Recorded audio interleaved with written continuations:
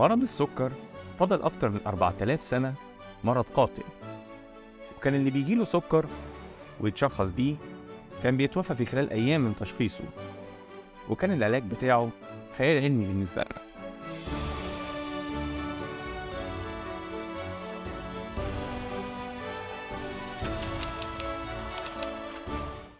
القصة بدأت تتغير سنة 1920 لما الطبيب الكندي والجراح بينتينج فتح عيادته في كندا، ولكنه لاحظ إن الدخل بتاع العيادة ما هوش كافي، فاضطر ساعتها إنه يتجه إلى تدريس المحاضرات في الجامعة. وأثناء أحد المحاضرات بتاعته كانت بتتكلم عن تحويل النشويات إلى سكريات، بدأ يفكر هو إزاي الجسم بينظم الجلوكوز في الدم، وإيه هو العضو المسؤول عن تنظيم النشويات والسكريات جوه الدم. واعتقد ساعتها بينتينج بعد ما لجأ الكثير من الأبحاث والمراجع إن البنكرياس ليها دور مهم جدا في تنظيم السكر والنشويات في الدم. ومن كتر ما هو مهتم بالموضوع ده قرر إن هو يزود أبحاثه ويستعين برئيس قسم الوظائف العضوية في الجامعة اسمه البروفيسور ماكلويد. وبالفعل اتجه إلى البروفيسور ماكلويد وبدأ يقنعه بفكرته. الحقيقة البروفيسور ماكلويد في الأول ما كانش متحمس الفكرة، وكان شايفها فكرة فيها بعض المخاطر، وبعد إلحاح شديد قدر إن هو يقنع البروفيسور بالتجربة بتاعته. ولكن طبعا البروفيسور ماكلويد ساعتها ما كانش مطمن 100% لهذه التجربة، عشان كده قرر إن هو يديله معمل صغير في منطقة مهجورة شوية في تورونتو في كندا، وخصص له 10 من الكلاب عشان يعمل عليه تجربته.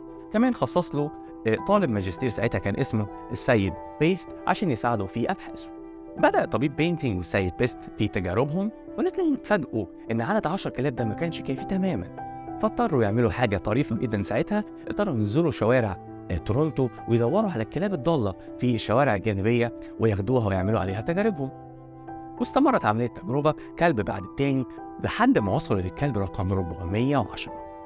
الكلب ده كان قصته مميزة جدا، لأنهم لما كانوا بيعملوا عليه التجارب اكتشفوا إن في خلايا معينة في جسمه في البنكرياس مسؤولة عن إفراز مادة معينة هي اللي بتنظم السكر، وخلايا دي كان اسمها خلايا جزر لانجرهانز. فجت لهم فكرة بسيطة إن هم يحولوا الكلب ده إلى مريض سكر عن طريق إن هم يستأصلوا خلايا لانجرهانز من جسمه، وتحول فعلا هذا الكلب إلى مريض سكر وارتفع السكر في دمه. كانت المرحلة الثانية من التجربة إن هم أخذوا خلايا لانجرهانز صحيحة من كلب تاني وحقنوها للكلب، وكانوا في انتظار النتائج. ولكن اللي ظهر بعد ساعة كانت نتائج مخيبة. اللي حصل إن سكر الكلب ده ما نزلش، واتصاب الدكتور والمساعد بتاعه بخيبة أمل كبير، لأنهم اعتقدوا إن تجربتهم خلاص وصلت للنهاية وإن مصيرها الفشل. ولكن المفاجأة حصلت بعد ربع ساعة، ولقوا إن السكر في دم الكلب بدأ ينزل تدريجيا لحد ما وصل للمعدل الطبيعي بتاعه.